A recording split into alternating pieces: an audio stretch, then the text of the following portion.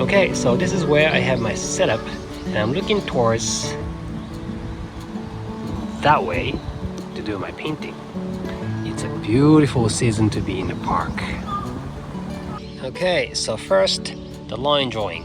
Here's my paper and my watercolor. When you use watercolor, let's just make sure that you don't draw your lines too dark, especially on areas where you see the light tones like the trees, like the yellow trees.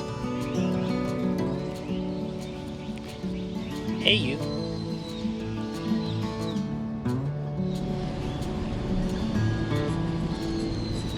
Here's a tree stump right here. That would be a good landmark.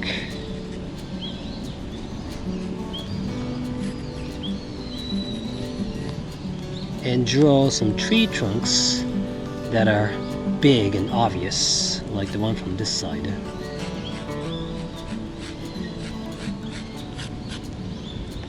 I'm drawing my lines real light. Just make sure that I can fix that later.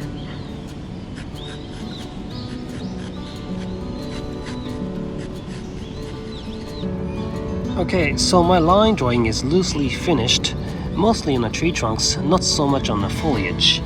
With the foliage, I can try indicating the shapes mainly with the paint. Okay, so let's get started on the painting.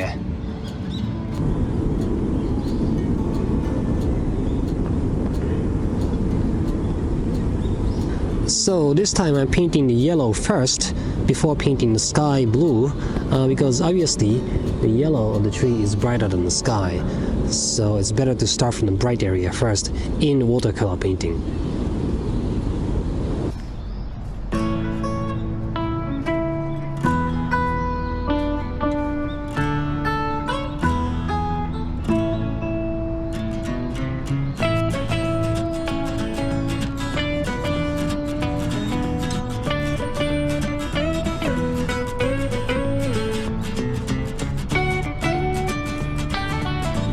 I'm using two yellows, lemon yellow and cadmium yellow, and have them mix on the surface of the paper. Usually then you get the nice soft effect like that, which is kind of nice, which is kind of unique for watercolor painting. So the tree trunks are darker than the foliage, so even if you paint over the tree trunk with the foliage color, it is okay because I'll be painting dark tone over it later.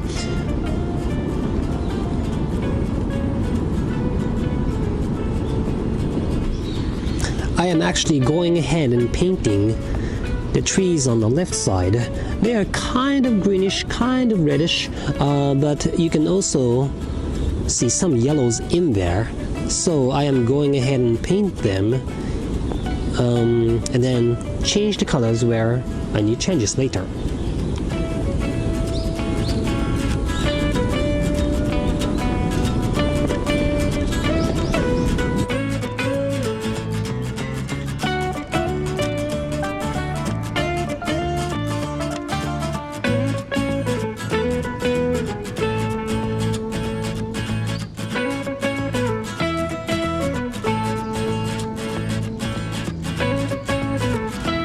Okay, so I have filled in the foliage tone loosely.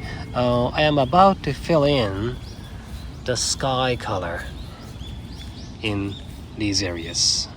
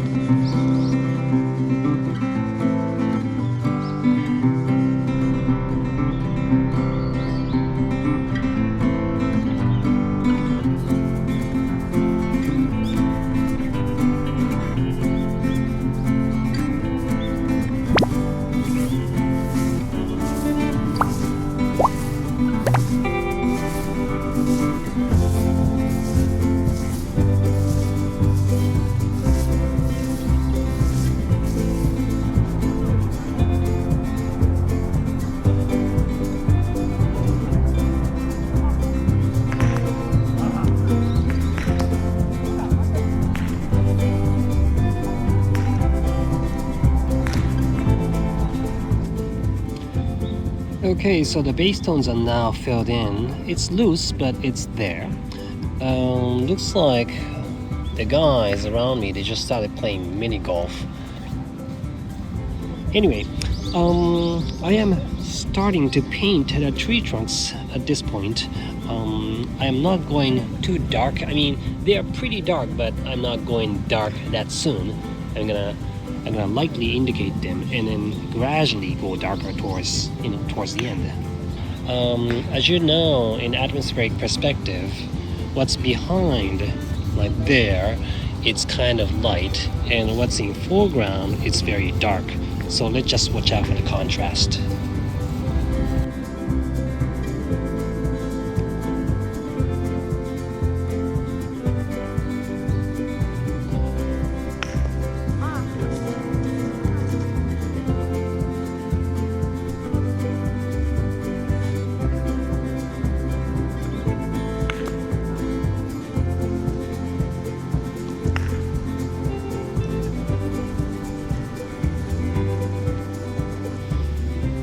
Okay, so as you can see with the tree trunks, you can actually feel, you can get more spatial feel from the painting. Well, my painting is not really done, but obviously there are guys playing mini golf around me. They actually made the entire mini golf course around me. I'm actually okay having them around me, but I'm a little afraid that my equipments, like that, get hit by a ball, like their golf balls. So I think I'm gonna have to finish this in studio. It's kind of too bad because it's such a nice day, it's nice and bright, nice and sunny, but obviously it's a very nice day for them too. So I guess I'm gonna have to finish this in studio, which is okay for me. So all right, let's go back in studio. Okay, so now I'm back in the studio and I have given some texture to the background area. Now I want to start defining this yellow tree a little bit more. Right now it's very loose, but I would like to define the light and shadow tones a little bit further. For example, there's a foliage here. You will see a light tone at the top, you would see a shadow tone underneath. And you can also see some overlapping. For example, foliage here and there's one behind. The one in front is usually lighter than one behind. That's because the one in front is catching more light. So I would like to define those tones a little bit more.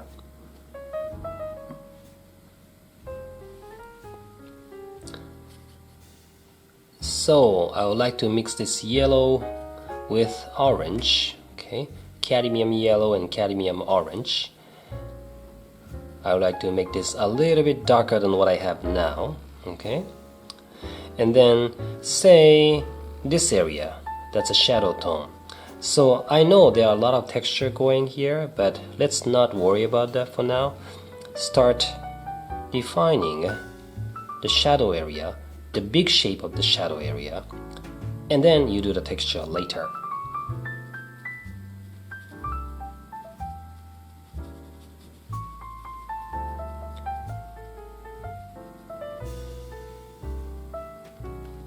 Just like that, one big continuous shape. And I would like to go on to the other areas.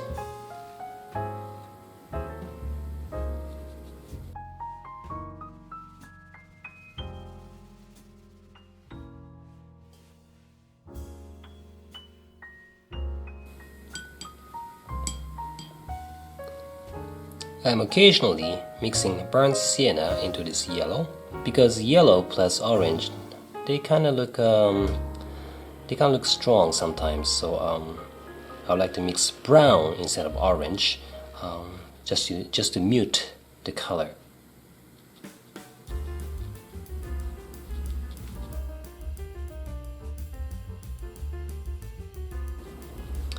Sometimes I would like to give a hint of green, just to make it, just to make the color feel a little more interesting.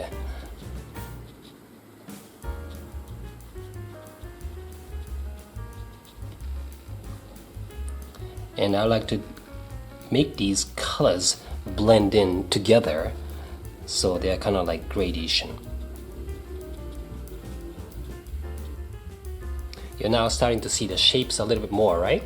So let's continue on until you get the shapes done, and then I can start defining the textures a little further on top of, defining some of these tree trunks and branches.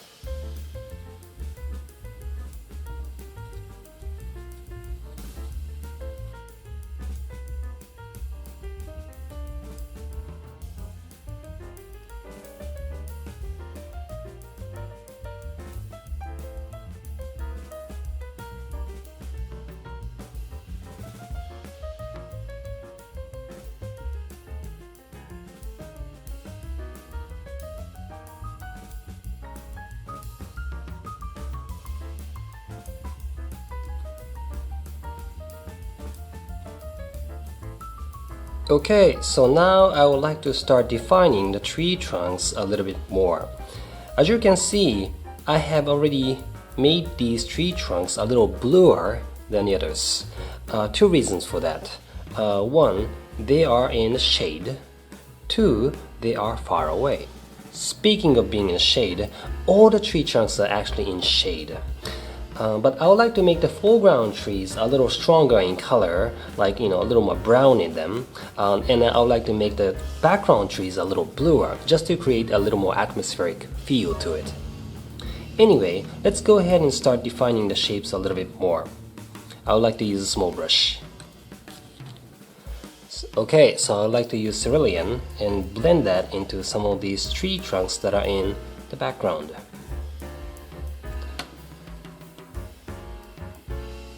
Just like that.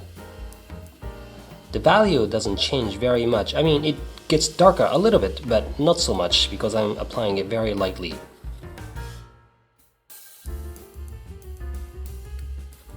Okay. Now, sometimes you can actually use brown mixed into that blue, kind of like a gray brown, and then you can use that color for painting some of the new branches. I mean, the branches that I haven't yet painted. Like if there could be one here, you can just go like this. See that? Yeah. And when you paint the tree trunks and also branches, keep in mind that you want to go like lost and found kind of feel to that. I mean, you want to go, sometimes there's like foliage covering in front of that tree branch, so you may want to miss some of these lines. You can skip, like I have drawn a line here, the tree branch, and then skip, and then you can go just like that. It's pretty easy.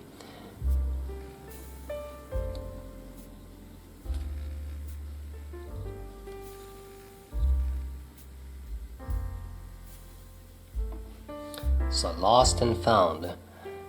Lost and found again. See that?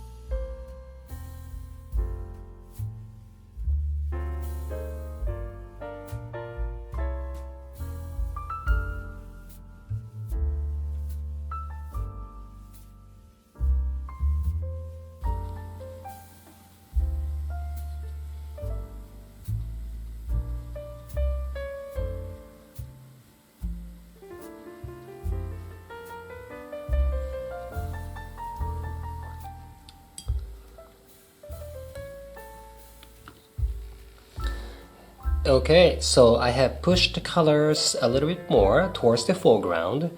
The background tree trunks, they are kind of grayish, slightly bluish.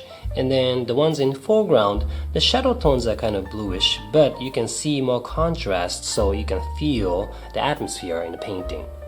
So let's just go ahead and texture a little bit more on these tree foliage, and then I call it finished.